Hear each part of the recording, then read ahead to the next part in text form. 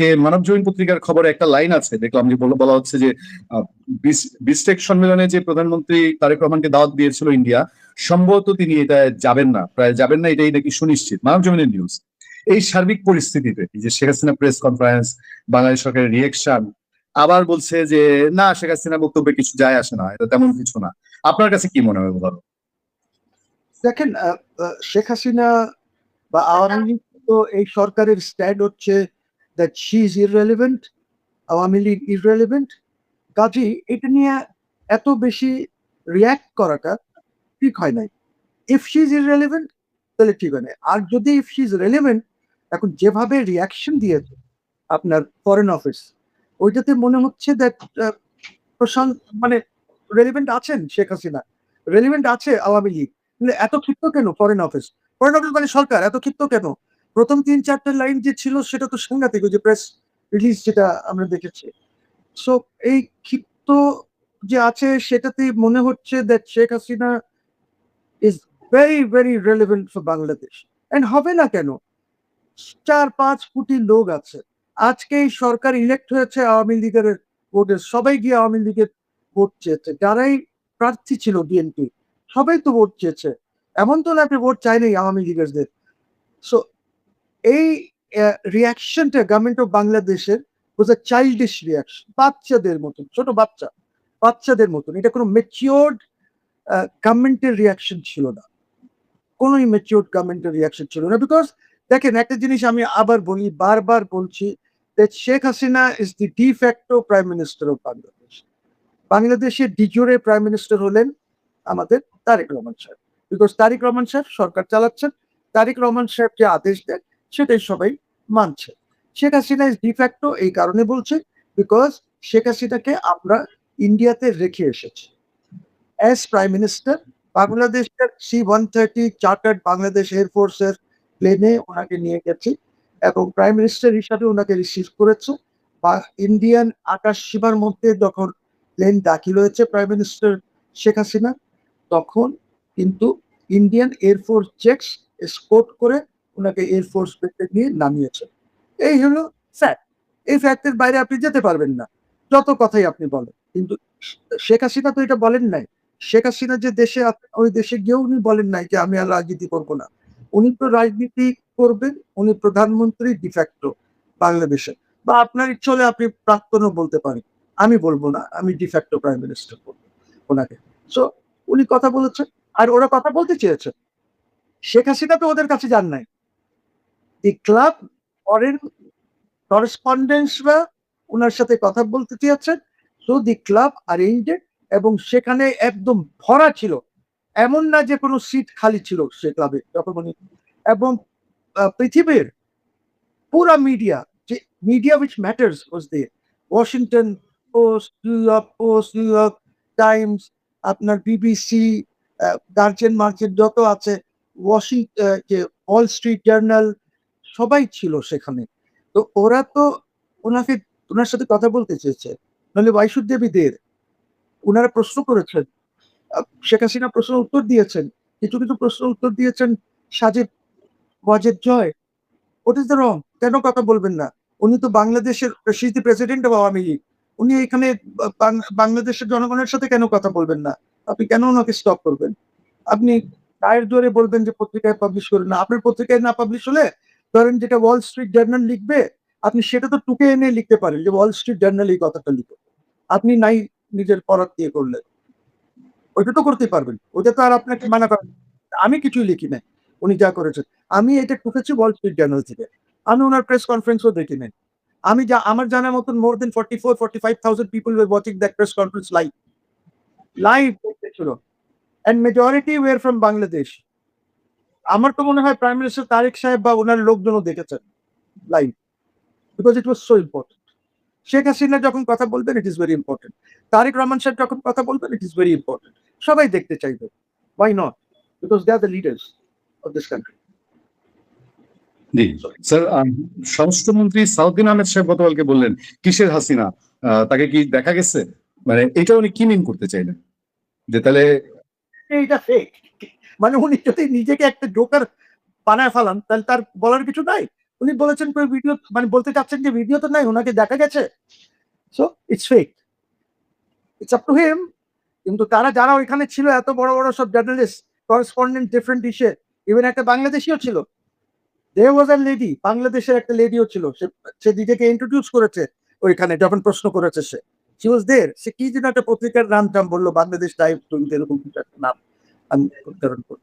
আমি দেখেছি লাইভ, আমি দেখেছি, বিকজ আমি বাংলাদেশের নাগরিক, কোথায় কি হচ্ছে বা কি হচ্ছে না, আর আমরা হলাম সচেতন নাগরিক। সো আমিও দেখেছি। I was one of those 44-45,000 people. Maybe my prime minister was also live watching কি হচ্ছে সেখানে।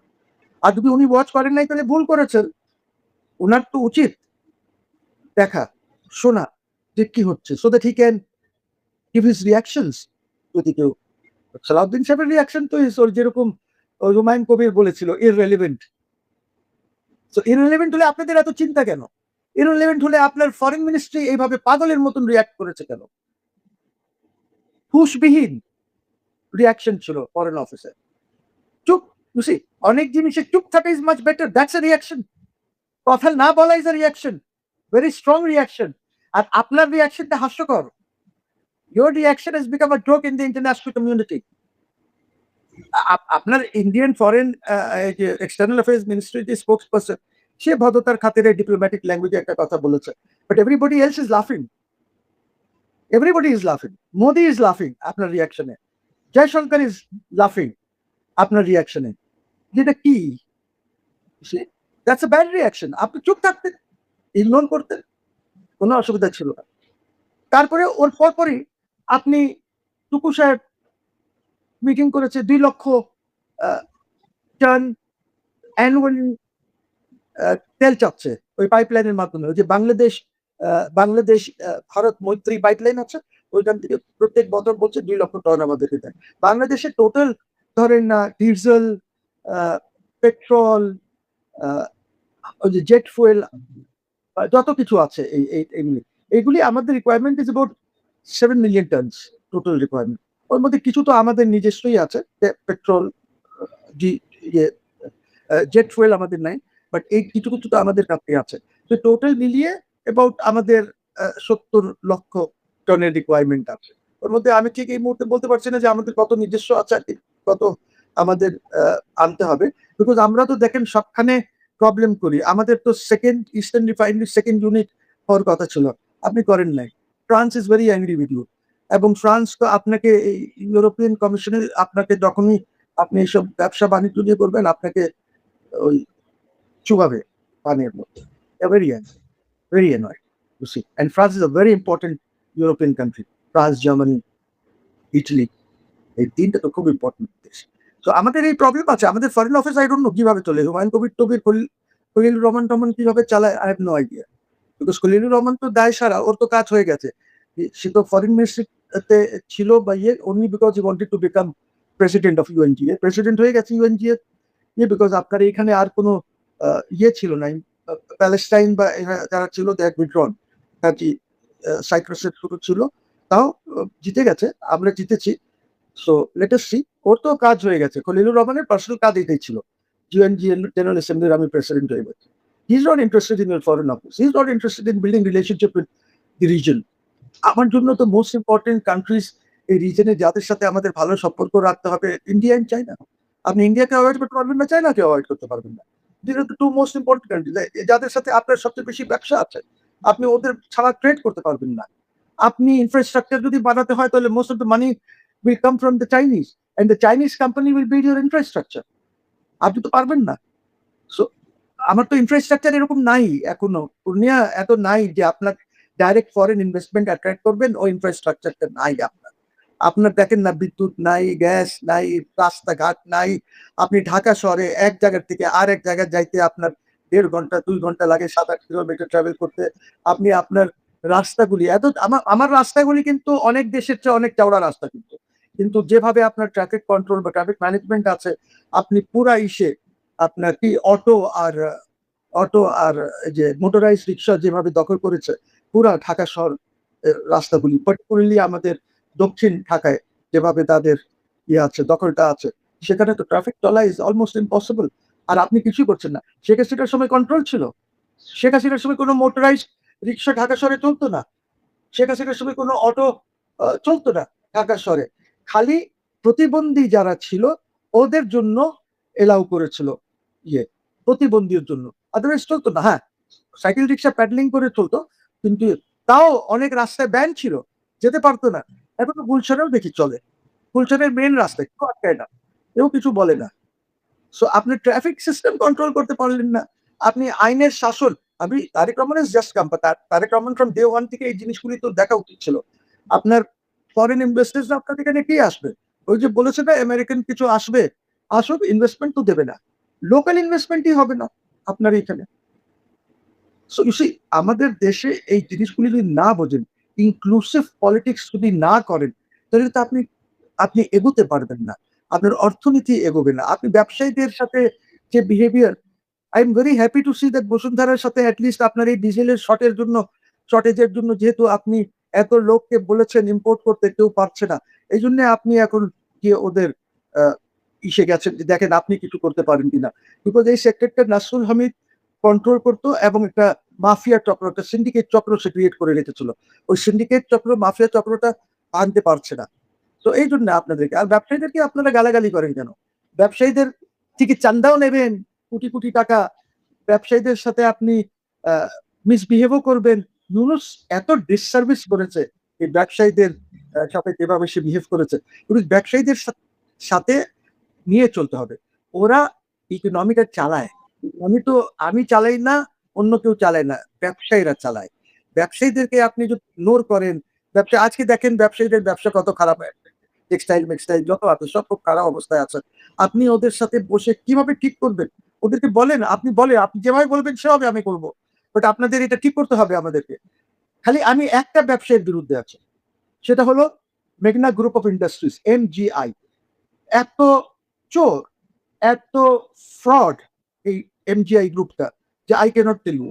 তারা মেঘনা নদী দখল করে আছে, ওইখানে ইপিজেড করে নিজের ইন্ডাস্ট্রি যে রাস্তার এপারে ছিল এখান থেকে নিয়ে গিয়ে ওইটার মধ্যে ঢুকিয়েছে। ইউ সি, মানে খুব খারাপ। I am totally against MGI। MGI তো এই MGI কে ব্রেক করে এটা অন্য ব্যবসায়ীদেরকে দিয়ে দেওয়া উচিত। This MGI group should be ruined totally. Totally তারা সরকারের টাকা দেয় না, ভ্যাট মারে, ডিউটিস মারে।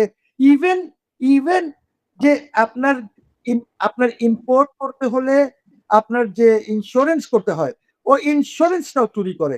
2 নম্বরই, যেহেতু ওদের একটা ইন্স্যুরেন্স কোম্পানি আছে, ওই ইন্স্যুরেন্স কোম্পানির এটা নিজের অফিসে রাখে, ওইগুলি চালান কাটে, ওইটা ইন্স্যুরেন্স কোম্পানির মধ্যে টাকাও যায় না। খুবই খারাপ MGI। MGI should be banned, there industries should not be banned. ওই ইন্ডাস্ট্রিজ গুলি নাম চেঞ্জ করে যারা বর্তমান ব্যবসায়ী আছেন, যারা এটাকে নিতে চান, তাদেরকে দিয়ে দেওয়া উচিত। এই একটা স্যার, ছাড়া, এই একটা ছাড়া আমি সব ব্যবসায়ী পক্ষে, don't touch them, help them grow, help them in financing, ওদেরকে হেল্প করেন, পলিসিতে হেল্প করেন, সো দ্যাট আপনার দেশটাকে এগিয়ে নিতে পারেন। তো মজনুর রশিদ, আমি আরেকটু অন্য দিকে নজর দিতে চাই। আপনার ইউনুস আমল থেকেই ইন্ডিয়াকে রিকোয়েস্ট করা হচ্ছে, ইভেন ডক্টর ইউনুস নিজে ব্যাংককে গিয়ে নরেন্দ্র মোদীকে রিকোয়েস্ট করেছিল শেখ হাসিনা যেন কোনো পলিটিক্যাল অ্যাক্টিভিটি চালাতে না পারে, মিডিয়াতে কথা না বলতে পারে। তারেক রহমান সরকার এসেও সেই অনুরোধ জানিয়েছে। শেখ হাসিনার প্রেস কনফারেন্স হবে এটা খবর জেরি। বাট ইন্ডিয়া যে অবস্থা, ইন্ডিয়া কি একদম ক্লিয়ারলি এখানে এখন আর রাগঢাক না রেখেই শেখ হাসিনার পক্ষ অবলম্বন করছে বলে আপনি মনে করেন? দেখেন, আমি মনে করি দ্যাট ইন্ডিয়া কোনো লজিক্যাল মোরাল অথরিটি নাই to stop Sheikh Hasina from talking to her people in Bangladesh. আপনি দেখেন যে কয়েকদিন আগে, 7-8 দিন আগে আপনারা দেখেছেন যে পার্লামেন্টের যে standing committee, India parliament on external affairs যেটা আছে, যেটার চেয়ারম্যান হলো শশী থরুর, শশী থরুর হলো তার চেয়ারম্যান। সেখানে এই ম্যাটারটা ডিসকাস হয়েছে। সেখানে ডিসকাশনে যেটা বলেছে, that India will not permit her to talk about another country. Another country does not mean Bangladesh. Bangladesh is her country. Another country is some other country. ধরেন আমেরিকার বিরুদ্ধে বলতে দেবে না। আমেরিকা বাংলাদেশে যে কনস্পিরেসি করেছে, she should not speak about that, যে ইউনাইটেড স্টেটস অফ আমেরিকার বিরুদ্ধে যে জিনিসটা যাচ্ছে ওইটা হয়তো বলবেন না। But Bangladesh is her country, she can always speak about her country, ওনার দায়িত্বের মধ্যে পড়ে to speak about her country, because as a prime minister, de facto prime minister, as a leader of Awami League, এই দেশে যা হচ্ছে এটার উপরে কি ওনার কোনো মন্তব্য থাকবে না? করতে পারবেন না? কেন করতে পারবেন না? হ্যাঁ, যদি উনি নিজে এক্সাইলে গিয়ে থাকতেন তাহলে এক কথা ছিল, ওনাকে তো আপনি রেখে এসেছেন। আমি আজকে আপনার প্রোগ্রামে বলি, I regard her office and residence as a camp office and residence of the de facto prime minister of Bangladesh. I regard যেখানে উনি থাকেন বা অফিস করছেন, that building or that residence or that office to be a camp office of the de facto prime minister of Bangladesh.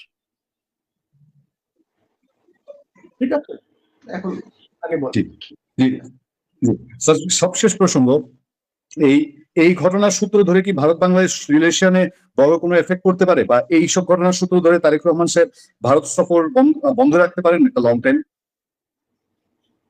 It is সেই পরিস্থিতি তৈরি হয় কিনা? up to Tariq Rahman or the prime minister or his cabinet to decide যে ওনারা কি করবেন, এইটার উপরে আমার কোনো মন্তব্য নাই।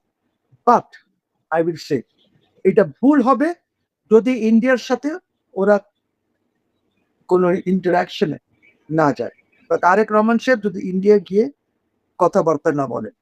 নাম্বার ওয়ান রিজন ইজ, দেখেন আপনার এইখানে গঙ্গার পানি, তিস্তার পানি এইগুলি নিয়ে আলাপ করতে হবে, যেটা ডিসেম্বরে শেষ হয়ে যাচ্ছে। তো আপনার এই চুক্তি নিয়ে আলাপ করতে হবে, ইট ইজ ভেরি ইম্পর্টেন্ট। ইন্ডিয়ার কিছু আসে যায় না। You are not Pakistan, you have to understand. আপনার এত স্ট্র্যাটেজি খেয়ে দরকার নাই, বিকজ আপনি চাইনা যখন আপনাকে বলেছে যে আমরা একটা রাস্তা করতে চাই এখান থেকে নিয়ে কুমনিক, সো দ্যাট পালাক্কাই স্ট্রেটে যদি কোনো গোলমাল হয় তাহলে Chinese can use the bay of Bengal and move from here, আপনি কোনো উত্তর দেন নাই। হ্যাঁ, পাকিস্তান এর সাথে আপনি যদি মনে করেন যে আপনার রিলেশনশিপ পাকিস্তানের রিলেশনশিপের সাথে যেরকম চাইনার আছে বা ওরকম না, you are not even close to it, you are not even close to it. কিন্তু আপনাকে চাইনা লাগবে, চাইনা ছাড়া আপনি কিছু করতে পারবেন না, নাম্বার ওয়ান। নাম্বার টু যেটা আছে, ইন্ডিয়া ছাড়া আপনি এগোতে পারবেন না, বিকজ আপনার যখন পেঁয়াজ দরকার হয় কোথায় দৌড়ান আপনি? ইন্ডিয়া। আপনি কাঁচা মরিচ যখন 400 টাকা হয়ে যায় কেজি, কোথায় দৌড়া আপনি? দৌড় দেন ইন্ডিয়া। আপনার যখন তেলের দরকার হয়েছে এখন 2 লক্ষ মেট্রিক টন তেল, আপনি কার কাছে চান? ইন্ডিয়ার কাছে চাচ্ছেন।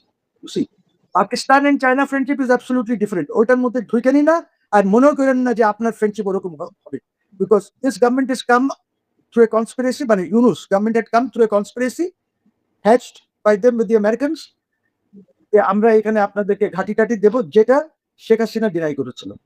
আপনারা জানেন সবাই যে সেন্ট মার্টিন ইউনুস গভর্নমেন্ট প্রায় বছর খানিক বা এর চেয়ে বেশি হবে কাউকে যেতে দেয় নাই, ওইটা একদম বন্ধ রেখেছে, বিকজ দি আমেরিকানস ওয়ান্ট ঘাটি। নাও হ্যাভিং সেড দিস, আপনি যেখানে আমেরিকানস, আপনি কি মনে করেন যে আমেরিকানসরা জানে না যে আপনার সার্ভেশিপ বাংলাদেশে কোর্টে এসেছিল, তারা সার্ভে করেছে?